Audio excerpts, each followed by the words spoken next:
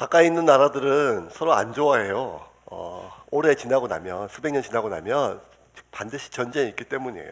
그래서 그것이 아시아든 동아시아든 중동이든 또 유럽이든 옆에 있는 나라들하고 다 안 친해요. 그래서 나라마다 호감도를 조사하면 멀리 떨어져 있는 나라는 좋아하는데 가까이 있는 나라들은 다 싫어해요. 당연히 그렇죠. 뭐든지 붙어서 오래 지내면 갈등이 있습니다. 이웃도 그렇고 그리고 부부도 그렇고 가정도 그렇고 나라도 마찬가지입니다. 일본은 뭐 그나마 랭킹 1에 들었죠. 이 아시아에서는 다 일본들을. 그러니까 신기해요. 일본 사람들은 또 상냥하고 스미마셍 하니까 좋아하는데 또 이렇게 국가에 대해서는 참 안 좋은 감정들이 많고 그중에 아직까지 그 분쟁들이 남아 있는 것이 이제 일본이 러일 전쟁, 청일 전쟁 뭐 이후로 뭐 이렇게 영토 분쟁들이 많이 있습니다. 우리나라 독도하고 분쟁을 하듯이 저 러시아하고도 그렇게 하고 또 중국하고도 그렇게 하고 있습니다. 그런데 이제 대개 보면 이렇게 강자한테 약하고 약자한테 좀 강한데 일본이 이런 말을 공식적으로 이렇게 해야 되나 모르겠는데 그렇게 알고 있는데 그 일본이 그럼에도 불구하고 웬만하면 강대국에 대해서 잘 수그리는데 영토 분쟁에 있어서 끝까지 목숨 걸고 이게 유지하려고 하는 것이 있습니다. 그중에 이제 뭐 러시아도 그렇고 또 특별히 중국하고 하는 그 중국명 다오이다오 이번 명으로 센가쿠이 열도라고 하는 오키나와하고 중국 사이에 있는 한 작은 섬이 있는데 그 섬은 사실 뭐 그 무인도예요. 아무 삶이지 않다가 일본이 발견하고 자기 땅으로 영입했다가 중국과 가까우니까 영토 분쟁하고 뭐 청일 전쟁 이후로 미국이 좀 다스렸다가 중국 보고 너희들 할라 하니까 중국이 안 한다 하니까 그럼 일본 줘버렸어요. 그러니까 일본이 우리 한국이 독도를 지금 지배하는 것처럼 일본이 그 생각고 열도는 지금 시료 지배를 하고 있어요. 시료 지배를 하고 있어요. 그래서 별로 중국과 분쟁이 없었어요. 그리고 영토 분쟁이 조금 있었는데 언제 나왔는가 하면 한 그 이후로부터 몇십 년 뒤에 그 생각고 열도 주변에 기름 매장량이 많다고 하니까 그때부터 중국이 우리 거다 이렇게 쓸모없는 땅인 줄 알았는데 네 가져라 동생 줬더니 그 땅값이 오르니까 형이 여기 내 거다 이렇게 하는 거하고 비슷한 거죠. 그래가지고 분쟁이 있었는데 그 시기에는 또 막 분쟁이 있으려다가 등소평이 좀 자제를 했어요. 왜냐하면 그때 한참 일본의 돈이 필요했거든요. 일본의 돈이.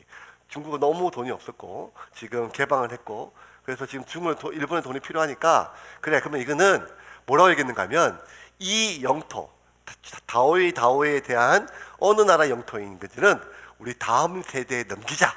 그리고 지금 세대는 우리 돈이 필요하니까 뭐 이렇게 진짜 정치인들은 참 잘한 것 같아요. 그렇게 했어요. 그러다가 2010년도에 이게 빵 붙었어요. 언제 붙은가 하면 이 센가쿠 열도에 중국 어선들이 이렇게 했는데 하지 말라고 해도 자꾸 고기를 잡으니까 일본이 더 이상 안 될 것 같아가지고 중국 배를 납포하고 그 어선들을 감금했어요. 그래서 중국도 막 시위를 하고 안 된다 막 붙었다가 끝까지 결사항전으로 일본이 버틸려다가 마지막에 두 손 두 발을 다 들고 항복을 했어요. 그게 뭐였는가 하면 중국이 가지고 있는 자원 중에 히토류라고 희귀 금속들을 가지고 있는 있어요. 그게 이제 뭐 자동차 배터리나 아니면 액정 패널이나 현대 모든 산업사에 반드시 써요. 근데 그 무렵에 전 세계 히토류 수출의 97%를 중국이 했거든요. 그리고 첨단 산업의 상당수가 일본인데 중국이 이걸 딱 멈추면 기업을 멈춘 것보다 더 산업이 안 돌아가요. 그러니까 일본이 딴 거는 다 영토 분쟁에서 축객제 결사항전을 하는데 자기 산업에 꼭 필요한 히토류를 중국이 꽉 쥐고 있으니까 그때 완전히 그냥 모양새 빠지게 두 손 두 발 다 들고 억류했던 사람들 다 풀어줬어요. 근데 더 재미있는 건요. 왜 중국이 지금까지 그렇게 가만히 있다가 2010년도에 그렇게 갑자기 문제를 일으키고 어선들을 가서 보냈는가? 조사를 해보니까 국민 총 생산량 GDP가 그동안 일본이 최고였었는데 2010년도를 기점으로 중국이 이겨요. 그래서 이제 너희들의 돈이 필요 없다 하고 땅으로 한 거예요. 이런 걸 보면 사람들마다 내가 필요한 것을 쥐고 있는 사람에게 굽신거리고 또 내가 누군가의 필요를 쥐고 있으면 그 사람한테 군림하는 것처럼 나라 역시 너무 똑같이 진행이 되는 것 같아요. 이게 예나 지금은 마찬가지입니다. 2000년 전에 이스라엘 인접 국가 페니키아 쪽에 두로와 시돈이라고 하는 도시가 도시국가가 있어요. 두로와 시돈이라고 하는데 뭐 이스라엘 북쪽에 좀 붙어 있어요. 해상에 있어가지고 해상 무역 도시에 부산 정도 이렇게 보면 돼요. 근데 이 두로와 시돈이 갑자기 이 이스라엘하고 사이가 안 좋았어요. 정확하게 얘기하면 이스라엘하고 사이가 안 좋은 것이 아니라 이스라엘의 왕이었던 헤롯하고 뭐가 틀어졌어요. 그래서 지금 헤롯이 지금 두로와 시돈이 필요한 무언가를 쥐고 있어가지고 이 두로와 시돈 사람들 자세를 바짝 낮추고 이 헤롯을 지금 어떻게든지 관계를 회복하려고 하는 장면들이 오늘 본문에 있습니다. 20절 말씀입니다. 20절 말씀 같이 읽겠습니다. 시작. 헤롯이 두로와 시돈 사람들을 대단히 노여워하니 그들의 지방이 왕국에서 나는 양식을 먹는 까닭에 한 마음으로 그에게 나와 왕의 침소 맡은 신하 블라스도를 설득하여 화목하기를 청한지라. 자, 헤롯이 두로 19절까지가 이제 우리 지난주 살펴본 것처럼 이 헤롯이 너무 유대인들이 지긋지긋해가지고 가이사라로 내려간 장면이에요. 근데 그 무렵에 갑자기 생뚱맞은 국제 정세를 지금 누가가 20절부터 나와요. 지금 모든 그 관점이 뭐였는가 하면 12장이 시작될 때 우리 기억하죠? 12장이 뭐였어요? 12장이 시작한 것은 예루살렘에 기근이 들어가지고 안디옥 교회에서 바울이 구제 헌금을 가지고 와서 시작한 거예요. 그 무렵에 이 헤롯이 야고보와 베드로를 죽이려고 하는 음모를 꾸몄고 야고보는 죽였고 베드로는 못 죽이고 그래서 기분이 틀어져 가지고 다 꼴보기 싫어서 가이사라로 내려간 것이에요. 그러다가 갑자기 두로와 시돈을 끌어들여 가지고 국제 정세에 지금 민감한 이야기들을 풀어내고 있어요. 헤롯이 두로와 시돈 사람들이 대단히 노여워하니 왜 노여한지는 아무도 안 나와요. 뭔지 몰라요. 중요하지 않겠죠. 그들의 지방이 왕국에 나는 양식을 먹는 까닭에. 그러니까 지금 해상도시니까요. 상업도시예요. 상업도시니까 그 외국에서 양식을 사와야 먹을 수 있는 곳이에요. 돈은 많은데. 그런데 갑자기 이스라엘이 양식 공급을 헤롯이 끊었어요. 그렇기 때문에 난리가 났죠. 그냥 지금 갑자기 먹을 수 없으니까 난리가 나가지고 어쩔 수 없이 좀 대립관계에 있던 지도자들이 바짝 엎드려가지고 헤롯의 마음을 돌리려고 하는데 헤롯이 마음이 점점 돌리지 않아요. 그래서 어떻게든 돌리려고 막 하니까 그 왕의 침소를 맡은 신하 블라스도, 그러니까 청와대 관저 담당 비서관이죠. 그 블라스도에게 막대한 자금력으로 매수를 해가지고 화목하게 어떻게 좀 만날 수 있도록 뭘 좀 마음을 돌릴 수 있도록 방법을 좀 만들어 봐라 이렇게 얘기를 했어요. 그러니까 어떻게 하는가 하면 이 블라스도가 지금 헤롯이 가이사라로 내려갔다. 그러니 가이사라는 지금 두로와 시도로 가깝거든요. 그러니 어떻게 그쪽에 가서 지금 마음이 많이 불편해졌으니까 좀 뭐라고 위로해가지고 마음을 좀 되돌려 봐라. 뭐 이렇게 해가지고 정보를 좀 줬는 상황이에요. 가이사라는 예루살렘 북쪽 쪽에 그 바닷가에 만들었던 헤롯의 할아버지 헤롯 안티파스, 헤롯 대왕이 만들었어요. 헤롯 대왕이 왜 만들었는가 하면 자기를 이스라엘의 왕으로 세워준 로마 황제의 환심을 사기 위해서 미니 로마를 이스라엘에 만들었어요. 어느 정도인가 하면 그 가이사랴 안에 수도도 만들고 그 당시 2000년 전에 수도도 만들고 극장도 만들고 극장, 그 다음에 원형 경기장도 만들고. 여러분 아직도 우리 신호동에 극장도 없고 원형 경기장이 없는데 이게 대단합니다 지금. 그러니까 여러분 그 당시 2000년 전이에요. 애굽도 아니고 로마도 아니고 팔레스틴이 아무것도 아닌 동네거든요. 근데 그 동네에 로마에 있는 그 극장, 원형 경기장 이런 것들을 그대로 사우나하고 이런 거 다 사우나도 만들어. 사우나는 우리가 가지고 있으니까. 그러니까 굉장히 이게 모두 왜 만드는가 하면 그 황제가 나를 에돔 사람인데 이스라엘 왕으로 이렇게 심어주니까 너무 고맙고 자기 능력을 인정받아야 되니까 이 불모지 같은 말 안 듣는 이스라엘 속에 내가 이 황제를 위한 도시를 하나 만들어야겠다 그래가지고 그렇게 만들고 나서 계획도시죠. 만들고 나서 그 도시의 이름도 황제라고 로마의 황제의 칭호가 가이사라거든요. 그러니까 그 도시 이름을 가이사라라고 이름을 만들었어요. 헤롯 왕의 할아버지가. 그러니까 이 도시 전체는 황제한테 주는 선물이에요. 그리고 그 도시 중간에 황제를 신으로 섬겼기 때문에 황제를 위한 신전도 있어요.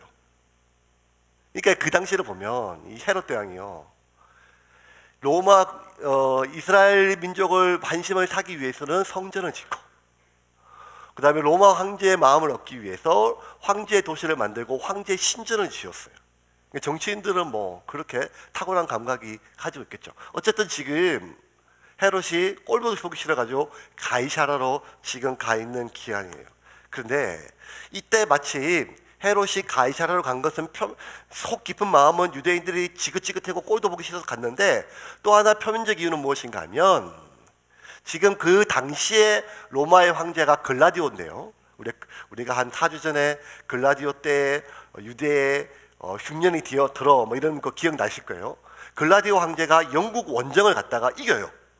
그리고 귀환했을 때 그 주변에 있는 모든 그 신하들이 그를 축하해야 되거든요. 그래서 글라디오의 황제의 원정 승리 그리고 무사귀환 축제를 이 가이사라에서 거행하기 위해서 이 헤롯이 지금 이곳에 와 있는 동안에, 그래서 이 정보를 이 블라스도를 통해서 의전 담당 블라스도의 신하를 통해 가지고 메소에서 얻었던 두로와 시돈 사람들이 상당수의 백성들을 어디로 보내는가 하면 가이사라로 보내요.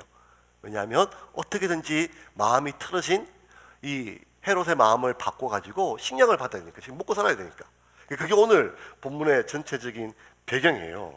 그래서 21절 22절 한번 보겠습니다. 21절 22절 시작. 헤롯이 나를 택하여 왕복을 입고 단상에 앉아 백성에게 연설하니 백성들이 크게 부르되 이것은 신의 소리요 사람의 소리가 아니라 하거늘. 자, 당시 이제 역사학자 로마 역사학자 요세푸스에 따르면 이 헤롯이 연설한 날이 주 48년 8월 1일인가 그렇게 주 44년 8월 1일이래요. 이 날이 마침 어떤 날인가 하면 글라우디오의 생일날이래요.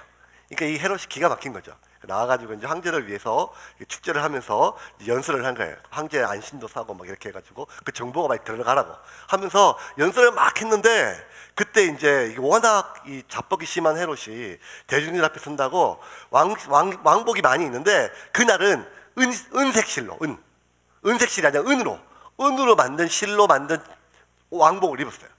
그걸 입고 나가니까 그 지중해 따사로운 햇볕에 자기 할아버지가 만든 그 원형 경기장, 제가 성지순례 때 한번 갔었거든. 그게 갔었는데 한 3-4천 명석이 앉을 수 있는 곳인데 중앙에서 육성으로 얘기하면 끝까지 다 들리는 구조예요.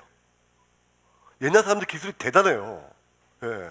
저희가 여기 얼마 안 돼도 지금 저 뒤쪽이 잘 안 들리는데 앰프를 써도 얘기를 하면 다 들리는, 그 원형 경기장에 딱 서니까 그 지중해 바다에 햇볕이 비치고 미세먼지 없고 은색 왕복을 딱 입고 딱 서니까 반짝반짝 하고 막 빛나고, 막 반짝이는 아니었겠죠. 약간 그 반짝반짝 빛나고 막 빛나니까 그곳에 모여있는 사람들이 막 전부 다 집중을 하고 있었어요. 그런데 헤롯이 뭐라고 막 얘기를 했어요. 당시 역사를 보면 헤롯이 그렇게 운변가는 아니었어요. 그런데 그날따라 뭐라고 얘기를 했는데 할 때마다 목사들과 설교할 때 막 신나서 할 때가 있거든요. 언젠가 하면 막 아멘 부대가 있으면 그래요. 아멘, 아멘, 아멘, 아멘, 아멘, 아멘 뭐 하면 갑자기 막 신이 막 나가지고 없던 힘도 막 나거든요. 근데 왕이 막 얘기를 하는데 평소에 유대인들이 뭘 해도 자꾸 막 싫어했었는데 그날따라 사람들 반응이 리액션이 너무 좋은 거예요. 그래서 막 오버를 해서 막 강의를 했는데 갑자기 저쪽에 한 무리가 브라보. 이거는 이 명령설은 사람의 소리가 아니다. 사람이 이렇게 할 수 없다. 신의 소리다. 막 이런 얘기를 하니까 여러분 지금 마음이 다 뭉개지고 지긋지긋해가지고 여기 왔던 이 헤롯이 마음이 막 지금 치유가 막 되고 있어요. 내가 그렇지 막 하고 더 많이 하니까 막 업돼가지고 신의 소리다 하고 했는데 하나님께 돌아갈 영광을 지가 하나님께 돌리지 않고 자기에게 먹었다고 하나님이 이제 치셔서 벌레 먹어서 죽었다. 이게 이제 오늘 전체적인 스토리입니다. 누가가 기록했던 이야기입니다. 그런데 이게 신기해요. 아니 지금 이 장면, 사람들 앞에서 은색 옷을 입고 반짝반짝하고 연설을 하고 사람들이 박수를 막 치는 모습은 헤롯이 지금까지 계속 머리에 그렸던 그림이고, 이 그림을 위해서 야고보를 죽이고 베드로를 가두고 그 난리를 친 거예요. 근데 자기가 했던 모든 이벤트는 다 깨졌어요. 베드로 탈출했으니까. 찌긋찌긋해지고 그 사람들이 실패했으니까 이제 그 사람들을 피해서 가이사르로 왔는데 여기서 백성들이 이렇게 난리를 치고 박수를 쳐요. 왜 쳤을까요? 만약 베드로를 죽이고 했었더라면 백성들이 그 당시 초대교회를 싫어했으니까 이럴 수도 있어요. 그런데 헤로드 왕을 싫어하는 백성들이 왜 그 연설 내용이 뭔지도 모르고 평소 연설을 잘하는 명연설가도 아닌데 왜 그날따라 이것은 사람의 소리가 아니고 신의 소리다 하고 할 정도로 그렇게 분에 넘칠 만큼 리액션이 좋았을까요? 누가가 그 이유를 아까 지금 우리가 읽었던 20절에 보는 거예요. 그다의 상당수의 대부분이 두로와 시돈에서 내려온 박수부대라는 거예요. 지금 두로와 시돈하고 사이가 안 좋았다는 것이 이 전체 문맥하고 아무 상관이 없잖아요. 그런데 오늘 구절 20절의 시작이 뭔가 하면 두로와 시돈이 헤롯과 관계가 틀어져서 헤롯이 식량주를 막으니까 어떻게든지 헤롯의 마음을 돌리려고 그들이 애를 쓰다가 이 헤롯의 침실 담당관 블라스도에 매수했던 블라스도의 정보를 통해 가지고 헤롯이 가이사라에 내려갔던 이야기를 들었다는 것이 오늘 시작이었어요. 그리고 이곳에 모여있는 수많은 사람들은 헤롯의 마음을 환심을 얻기 위해서 마음을 다해서 여러분 이거 티가 나면 안 되거든요. 이 작전이요. 그러니까 얼마나 애를 썼을까요? 그래서 제가 지금 이 장면을 상상을 해봐요. 지금 거기에 모여있는 모든 사람들이 애를 너무 많이 쓰고 있어요. 첫 번째 애를 쓰고 있는 사람은 누군가 하면 헤롯이에요.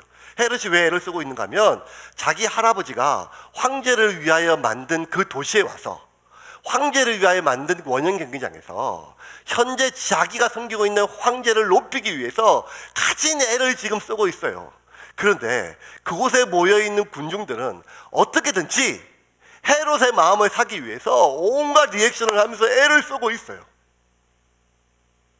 그러니까 이 역할, 이 모습들을 보면서 누가는 22절에 이렇게 기록했어요. 메시지 버전 한번 볼까요? 22절 같이 읽겠습니다. 시작. 백성은 백성대로 자기 역할을 충실히 했다. 이것은 신의 목소리다, 신의 목소리다 하고 소리 높여 그에게 아첨했다.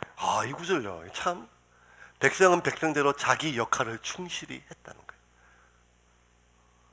그게 삶 사는 거 다 똑같은 것 같아요. 교회 가면 교회에서 내 역할이 있죠.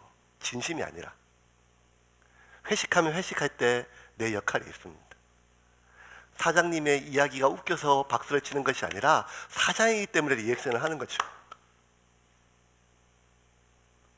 사람마다 자신의 처한 상황에 따라서 자신의 역할이 다르고 그 역할에 충실하게 하려고 애를 써요. 애를. 왜냐하면 상대방이 내가 필요한 것을 쥐고 있기 때문입니다. 헤롯이 그렇게 애를 쓰는 이유는 황제가 자기한테 필요한 것을 쥐고 있었고 두로와 시돈 사람들이 이것은 신의 소리다 하나님의 소리다 하고 이렇게 각자의 역할에 애를 쓰는 이유는 헤롯이 자기들의 필요를 쥐고 있기 때문이죠. 그래서 모두 다 나한테 간절히 필요하지만 내 손에 쥐고 있지 못하기 때문에 그것을 쥐고 있는 사람의 마음을 얻기 위해서 각각 자기 역할을 하고 있는 장면이 오늘 이 장면이었습니다.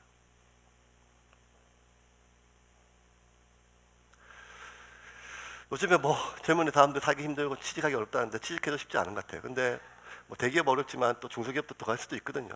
근데 이제 한 청년이 이제 포털 사이트에 올렸던 글인데 대기업 아닌 중소기업에 이제 사장 전부 다 있는데 몇 명 안 되지만 그 갔다가 이제 첫 회식 때 그 장면들을 올린 글이에요. 제가 읽어볼게요. 첫 회식 1차 벌써 먹고 2차가 3차 노래방 갈 때요. 술이 거하게 취해 들어간 노래방에서 박자 음정은 고사하고 화면에 쓰여 있는 가사까지 틀리면서 정체불명의 노래를 부르는 사장님 옆에서 전무님은 박수를 치느라 애를 쓰고 전무님의 기묘한 박자, 왜냐하면 사장이 박자가 틀리니까 전무님의 기묘한 박자에 맞춰서 탬버린을 또 흔들어야 되니까 그 탬버린을 흔드느라 부장님은 애를 쓰고 그 부장님 맞은편에서 사장님과 전무님과 부장님을 어깨에 올린 소화기를 모시게 하는 말이에요. 소화기를 어깨에 올린 소화기로 방송 카메라 찍는 신용을 하느라 애를 쓰는 과장님을 보면서 5년 뒤에 나는 5년 뒤에 소화기로 방송 중계를 하며 10년 뒤에는 탬버린으로 신기한 박자를 맞추고 20년 뒤에는 도저히 따라잡을 수 없는 그 박자를 따라잡으며 박수를 치기 위해 부단히 애를 써야 하는 내가 안쓰러웠다. 그것이 이 회사에서 진짜 내 역할인 것 같기 때문이다. 역사는 2000년 전이나 동양이나 서양이나 내 필요를 지고 있는 사람의 마음을 얻기 위하여 우리는 언제까지 이 비굴함을 멈출 수가 있겠습니까? 나의 이 비굴한 마음을 멈출 수 있는 것은 언젠가는 내 손에 내 필요를 다 쥐고 있을 때인가, 아니면 그럴 가능성이 없으니까 집도 포기하고 결혼도 포기하고 차도 포기하고 연애도 포기하면 내가 소화기도 안 들어도 되고 박수도 안 쳐도 되니까, 그러면 우리가 사는 동안 이 비굴함을 멈출 수 있는 유일한 순간은 로또 같은 거 당첨돼서 내 필요한 모든 것을 손에 쥐고 있는 그 순간이나, 아니면 아쉽지만 불편하지만 힘들지만 그 필요를 놓아버리는 순간인가. 여러분, 하나님의 백성이 이 세상에 천국을 사모하지만 이 세상에 두 발을 딛고 살면서 비굴함을 멈출 수 있는 순간은 우리의 기도를 통하여 내 모든 필요를 손에 쥐고 있을 때가 아니고, 반복적인 묵상과 훈련을 통하여 내 모든 필요와 욕심을 버려서 무소유의 경지에 이르는 것도 아닙니다. 하나님의 백성이 이 비굴한 삶의 반복을 멈출 수 있는 유일한 순간은 하나님이 내 필요를 채우신 분이라는 것을 확신할 때와, 또 하나 하나님 그분이 내 필요가 되실 때임을 믿으시기를 바랍니다. 이게 이스라엘 백성의 출발이었어요. 400년 동안 애굽에서 노예를 생활을 살다가 그 히브리 종놈들을 불러서 하나님이 뭐라고 말씀하시는가 하면, 너희는 이제 내 백성이다. 그러니 나는 너희의 하나님이 되고 너희는 내 백성이 되니 내 백성답게 살아라 하시고, 그 다음에 바로 시행하신 일이 하나님 뭐예요? 십계명, 계명, 이렇게 살아라, 이게 아니라 만나를 먼저 주셨어요. 여러분, 내가 너희를 먹인다. 내 새끼는 내가 먹인다. 이제 너희는 바로가 먹이는 것이 아니라 내가 먹인다. 너희를 먹이는 내가 너희 하나님이다. 그러니 너희는 내가 네 하나님임을 알아라. 내가 너를 먹인다. 그리고 만나를 주셨어요. 그리고 한참 뒤에 시내산에서 십계명을 주셨어요. 여러분, 계명보다 만나가 먼저였어요. 그러므로 하나님의 자녀가 된다는 삶의 변화는 형이상학적이고 종교적이고 내면적인 것보다 가장 먼저 실제적인 변화가 먼저였어요. 그게 뭐였는가 하면 하나님이 나를 먹이신다는 거였어요. 하나님이 나를 먹이신다는 거예요. 나를 먹이신 그 하나님이 내 하나님이라는 거예요. 내 필요를 지고 있는 헤롯이 신의 목소리가 아니라 하나님이 내 하나님임을, 그분이 하나님이기에, 그분이 세상을 창조하셨기에, 그분이 지금도 살아계시기에 그분이 내 필요를 채우신다는 확신으로 그들은 요단을 건너고 홍해를 건너고 가나안 땅으로 들어갈 수 있었던 가장 첫 번째 이유는 하나님이 나를 먹이신다는 확신이었어요. 나 외에 다른 신을 섬기지 마라. 우상을 숭배하지 말고 절하지 말라. 안식일을 지키지 말라는 십계명을 필두로 한 계명보다 먼저 앞선 것은 만나였다는 것입니다. 그러면 하나님의 백성의 출발은 명확해졌습니다. 그것은 내 필요는 하나님이 채우신다는 거예요. 그런데 사실은 우리의 실상은 우리의 필요뿐만 아니라 인간의 존엄성을 지키기 힘들 정도로 삶이 어려운 만큼 참 궁핍하고 궁색하고 비참까지는 아니지만 참 서글픈 삶이 반복되는 것은 왜 그럴까요? 왜 우리는 기도함에도 불구하고 우리의 기도의 상당 부분은 우리의 경제적인 문제고 생업의 문제임에도 불구하고 하나님은 살아계시고 그분이 내 필요를 채우심을 안 믿는 게 아님에도 불구하고 우리는 오늘도 일용할 양식을 위해 기도하지만 그럼에도 불구하고 우리의 삶에 필요가 채워지지 않는 이유는 무엇 때문일까요? 성경은 두 가지를 얘기해요. 하나님의 백성이 하나님의 자녀임에도 불구하고 최소한의 그들의 삶에 필요한 필요를 체험받지 못하는 이유는 두 가지예요. 첫 번째는 구하지 않았거나 구하여도 정욕을 잘못 구했기 때문이라는 것입니다. 야고보서 4장 2절 3절 같이 읽겠습니다. 시작. 너희는 욕심을 내어도 얻지 못하여 살인하며 시기하여도 능히 취하지 못함으로 다투고 싸우는도다. 너희가 얻지 못함은 구하지 아니하기 너희가 때문이요. 얻지 못함은 구하지 아니했기 때문이라는 거예요. 그런데 구했음에도 불구하고 왜 우리는 얻지 못하는가? 3절에 이렇게 나오고 있습니다. 같이 읽겠습니다. 시작. 구하여도 받지 못함은 정욕으로 쓰려고 잘못 구하기 때문이라. 근데 구하여도 얻지 못하면 하나님의 때가 아니든지 아니면 그것은 우리가 필요가 아니라 욕심이라는 거예요. 이 되게 하나님은 우리의 필요를 채우시는 분이지 우리의 욕심을 채우는 분이 아니란 말이에요. 오늘 필요한 만나를 주시지만 내일 안심할 수 있는 만나 그건 허락하지 않는다는 것입니다. 하나님 명확해요. 오늘 먹이듯이 내일도 먹일 것이다. 내일을 오늘 내가 쌓아둔 만나를 의지하지 말고 오늘을 먹인 내가 내일도 너를 먹일 것을 믿고 나를 신뢰하라는 것이 40년 동안 지속적으로 400년 동안 노예 근성이 쩔어있는 히브리 백성들을 학습시켰던 하나님의 첫 번째는 내가 너를 먹이고 내가 너의 필요를 채우고 너의 욕심이 아니라 너의 필요를 채우는 존재라는 것을 각인하기 위함이었습니다. 두 번째, 그럼에도 불구하고 오케이, 내가 기도했고 내 욕심으로 구하는 것이 아닌데 진짜 필요한 건데도 불구하고 왜 이 필요가 채워지지 않냐? 두 번째 이유는 하나님이 그 사람과 그 가정을 무언가를 다루시는 광야에 보내셨기 때문입니다. 이 광야에는 한 가지 목적밖에 없어요. 하나님이. 그 무엇인가 하면 내가 이제는 너의 필요를 채우는 존재를 넘어 너의 필요 자체가 되기를 원한다는 것입니다.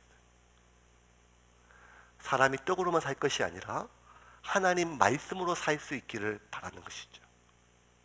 하나님이 우리에게 아무것도 없는 광야의 시기를 그토록 오래 걷게 하신다면 그가 허랑방탕한 탕자도 아니고 그가 심각하게 잘못된 우상으로 빠진 것도 아님에도 불구하고 어떻게든지 하나님 말씀대로 살아가려고 바르게 살아가려고 몸부림치는데도 불구하고 사방이 우겨싸움을 당한 것처럼 그렇게 이것저것 막힐 때는 그때는 하나님이 지금 뭘 다루시는데 하나님이 다루시고자 하는 것은 한 가지예요.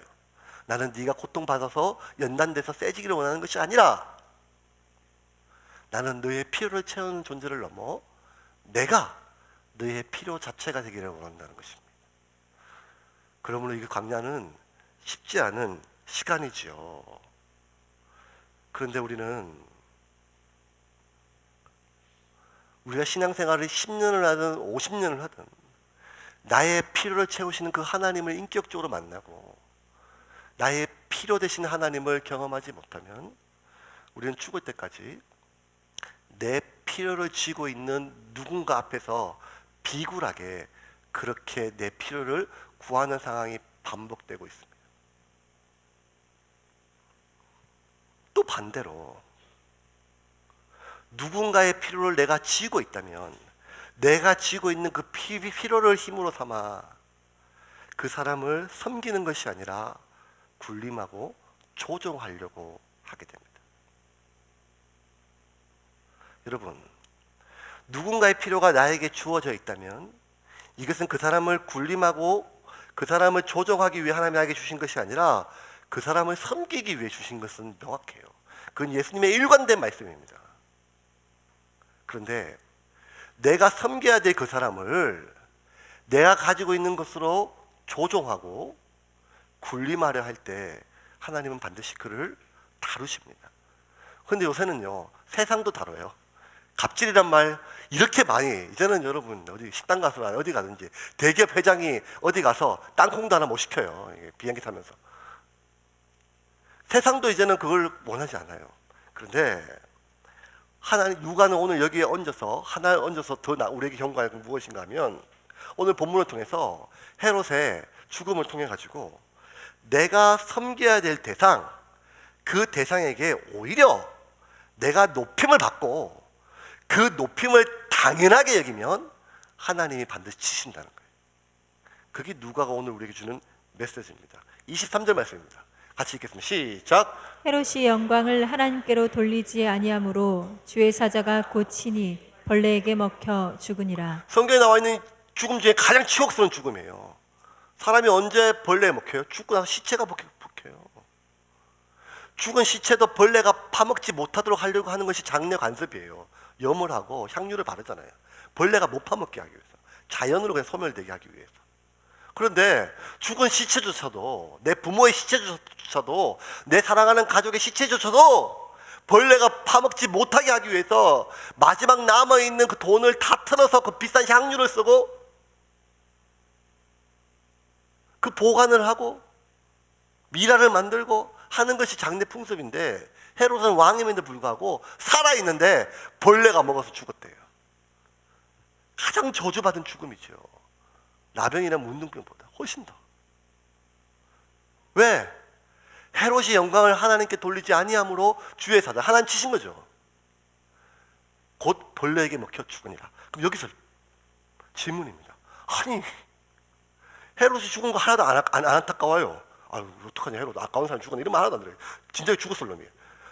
제가 지금 의문을 갖는 건 뭔가 하면, 왜 하나님이 지금 이 순간에 그렇게 화가 나셨나, 이 말이.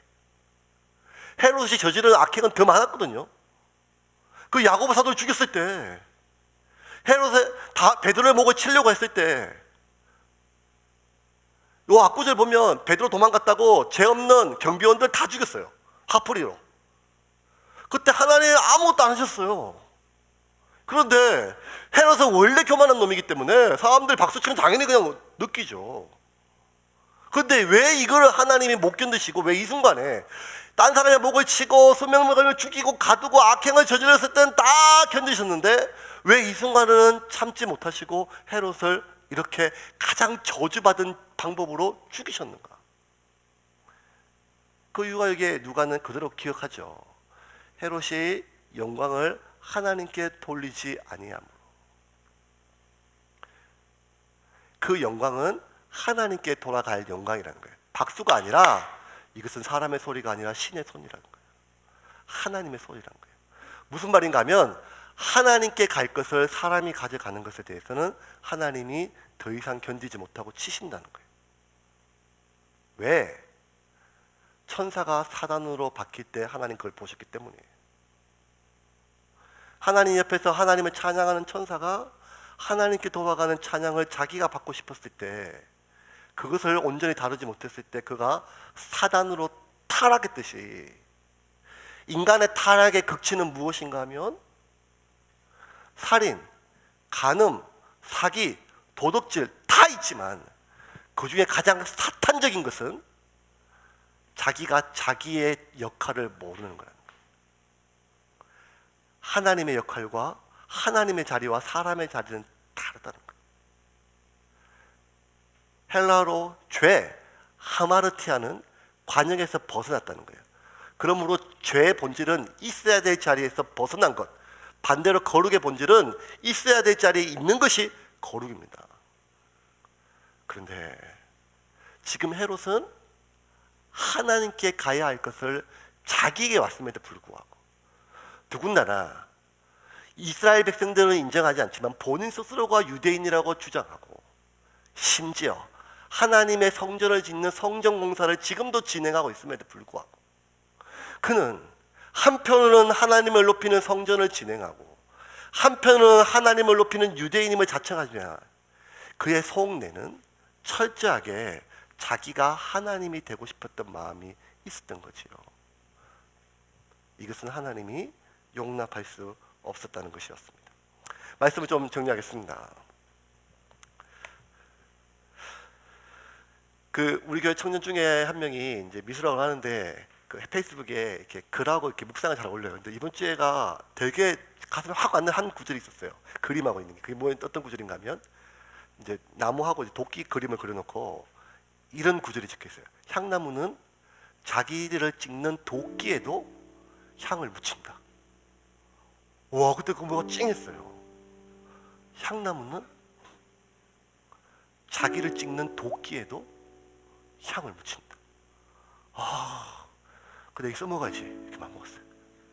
그래서 바로 책상에다가 그 앞에 한 구절을 제가 더 적었어요. 뭐라 적었는가 하면 온나무는 자기를 보듬어주는 사람의 손에도 옷을 오르게 하지만 향나무는 자기를 찍는 도끼에도 향을 붙인다.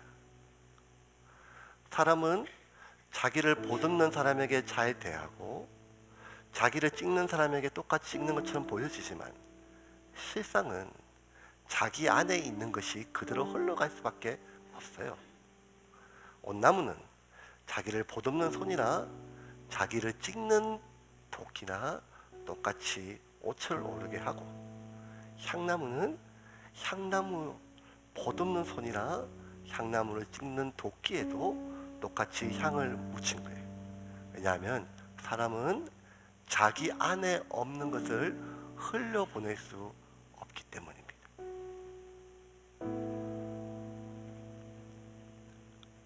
내가 누군지, 내 역할이 무엇인지 아는 것이 겸손이에요. 비굴하게 자기를 약추는 것이 겸손이 아니에요. 내가 누군지, 내 역할이 어디인지 아는 것이 겸손입니다. 모든 사람한테서 죄송합니다, 죄인입니다, 죄인입니다 아무리 하고 자기 스스로도 겸손한 것을 자기한테 속았지만 어느 순간 이 사람이 자신의 역할을 모른다면 언젠가는 자기 안에 있는 교만이 흘러나올 수밖에 없고 그것은 하나님 앞에 속일 수가 없는 것입니다. 하나님의 백성이 이 세상을 살면서 그 비굴한 반복을 멈출 수 있는 유일한 것은 기도를 통하여 내가 필요한 것을 손에 얻거나 내가 필요한 것을 더 이상 원하지 않고 내어놓을 때가 아니라 하나님이 내 필요를 채우시는 분이며 하나님 그분이 내 필요가 되실 때 온전히 그 모든 비굴하고 남루한 삶이 멈추듯이 우리가 진심으로 겸손해질 때는 내가 내 자신을 낮추고 나의 교만이 드러날까 봐 조심할 때가 아니라 내가 누군지를 알 때만이 그것을 진심으로 받아들일 때만이 나의 역할이 어디까지인지를 알 때만이 그것이 가능하다는 것입니다. 그러므로 겸손은 하나님은 찬양받으실 분이고 나는 하나님을 높이는 존재라는 것을 내가 진심으로 믿고 받아들일 때만 가능함을 믿으시기를 바랍니다. 오늘 말씀은 우리에게 두려운 말씀이 되어야 됩니다. 하나님의 치심, 어쩌면 하나님은 오래 참으십니다. 하나님은 오래 참는 것의 왕이십니다. 하나님은 누구보다 오래 참으십니다. 7번씩, 70번씩, 수만 번도 참으십니다. 하지만 하나님 끝까지 참으시지는 않습니다. 하나님이 참기를 멈추고 즉각적으로 손을 대시고 치실 때는 자기의 역할을 잊은 사람들입니다. 그리고 이것은 저와 여러분이 이번 한 주 동안 하나님 앞에 하나님 내가 누구인지를 잊지 않게 하여 주시옵소서. 그 말씀을 통하여 하나님의 하나님 되심이 회복될 때 우리 삶에 비굴함이 멈출 줄을 믿으시기를 바랍니다.